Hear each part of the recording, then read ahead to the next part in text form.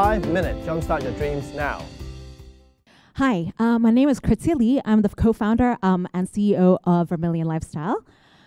Just want to quickly introduce our team. We're from HBS, McKinsey, LVMH, Marriott. My co-founder is my MBA classmate.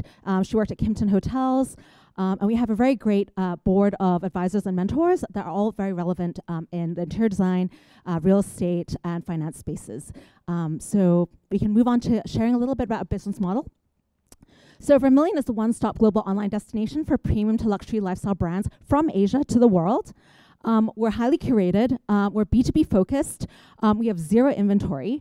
We have about 250 lifestyle brands from 12 countries around Asia, starting with China, Hong Kong, Japan, Korea, Thailand, Indonesia, Malaysia, Philippines, India, and Australia. And we basically help our brands grow by plugging in a B2B sales team that helps them scale up worldwide. So just solve some problems on the supply side and the demand side. First of all, from the supply side, small, medium enterprises have a lot of issues accessing high-quality clientele. They cannot bridge cross-border cultural differences in doing business. And a lot of cultural marketing investments, say on Facebook, Instagram, TikTok, all of these platforms are some things that some Asian brands really struggle with, especially from China, for example.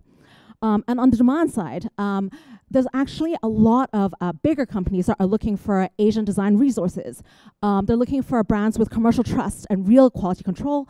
And a lot of them really lack lead time and actually is a lot of financial costs in growing a team to source. So for us, we're really a seamless sourcing journey. We're selling from the IP owners. We're taking a cut from the commission. We're completely asset light. We do some value-added services. We do some retainer actually as well. And we're facing interior designers, real estate, hospitality, offices, co-working spaces, and retailers. And they access to trade pricing. And we really have a very customized platform that showcases and allow them to transact seamlessly cross-border. So we do have a competitive landscape. Juniper Market's already funded by Blackstone. Fair is funded by Sequoia and highly supported by Andreessen Horowitz. And in many different countries, there actually is a little bit of B2B e-commerce growing already. But for us, we're really supporting growing out of Asia. And we're really in a bit of a white space at the moment in the luxury and premium space. And so for us, we look at the TAM. Obviously, it's a very big opportunity. It really depends on which lifestyle space we're going into. We'll show a little bit more about the categories we're looking at later. But of course, during COVID, B2B e-commerce is growing really, really fast, under 120% CAGR per year. And of course, the resilient luxury sector is still holding strong.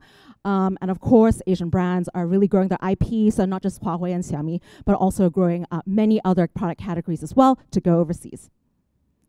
So as you can see, we actually have 250 of Asia's finest lifestyle brands, award winners, women-owned, sustainability-focused, social enterprise, in many categories from Taiping Carpets, Sanyan, Alan Chan, Douglas Young from GOD, all the way to some F&B. So teas and coffees, snacks, cutlery, cookware, glassware. We actually can cover the entire range.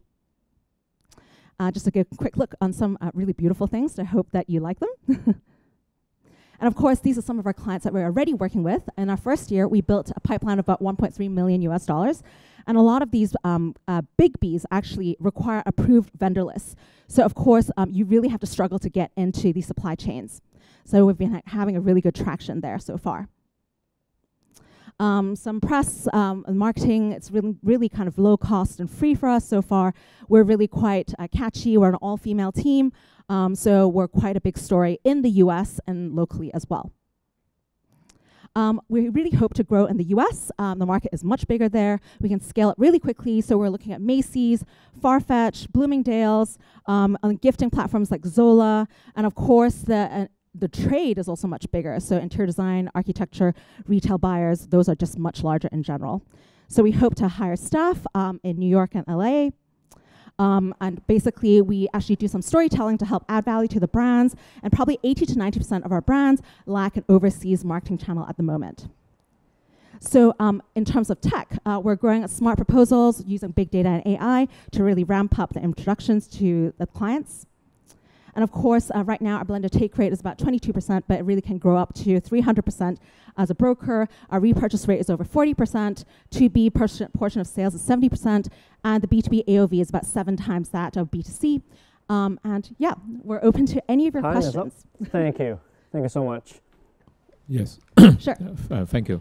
It's very interesting. I suppose you are doing the matching through categorizing and labeling the demand and supply. So how will you do that? Is it using AI or using manually to categorize them? Yes, of course. So we're growing the transaction volume at the moment, but of course there's attributes that we would put to different product categories, say color, size, and in different categories like, clothing would be different to cookware, to different to F&B. But we'd definitely do the tagging and we'd do the matching. Right now we're doing the recommendations that are more suitable for the client. But of course in the future we can pre-populate some of the proposals and really make the process much more seamless and much faster for the clients. Look at the SOM seems to be pretty small.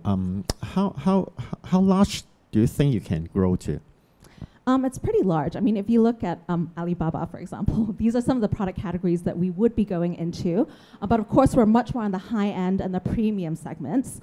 But it really depends on how we sequentially roll out. Right now, we're looking at home. China is the biggest world manufacturer for home. Probably about 70% of the world's home furniture and home goods are manufactured there already, supplied to the world. And then we're looking into things like bedding, glassware, cutlery, and we can even go into some clothing. So we're actually looking at apparel, loungewear, things that are one size, very standardized, and does not involve a lot of cross-cultural kind of small details, such as sizing, for example. That's very complicated.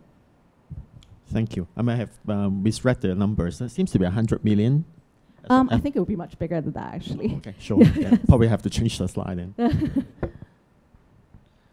How are you sourcing how are you getting customers, both from, let's say, the supply side and the demand side? How do you get them to work on your platform? We're actually word of mouth has been very effective for us because actually organically a lot of staff move around all the different client sides. So Shangri-La moved to Marriott, Marriott moved to Rosewood, but also in the retail side, everyone's moving from different retailers, and the same thing with F&B chains as well. So actually, a lot of them bring our name with them, and if you're high quality, people are going to trust you, and you're really sticky because you're the approved vendor, which means they have one big counterparty supplying tens and thousands of small brands that they otherwise would never sign a contract with. I'll ask last one. Let's say let's say the people who are procuring, if they don't use you, how else they get access to, let's say, art, art for, let's say, their stores? What are they using if they don't use you? It's a very manual process. So everyone's just kind of sourcing everything. They're going on Pinterest and they're kind of sourcing through their friends. There's brokers that are individuals right now. They're charging up to 300% broker margin because if you can copycat in China, they're earning 300% margin. But for us, we're very transparent. So we're actually democratizing the space. And actually charging a standard margin instead of the client and the brand getting squeezed out by the middle brokers.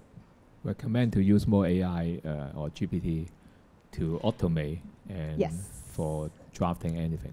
Yes, that's something that we are looking into at a later stage. We're a little early stage at the moment, but yes, would layer that on.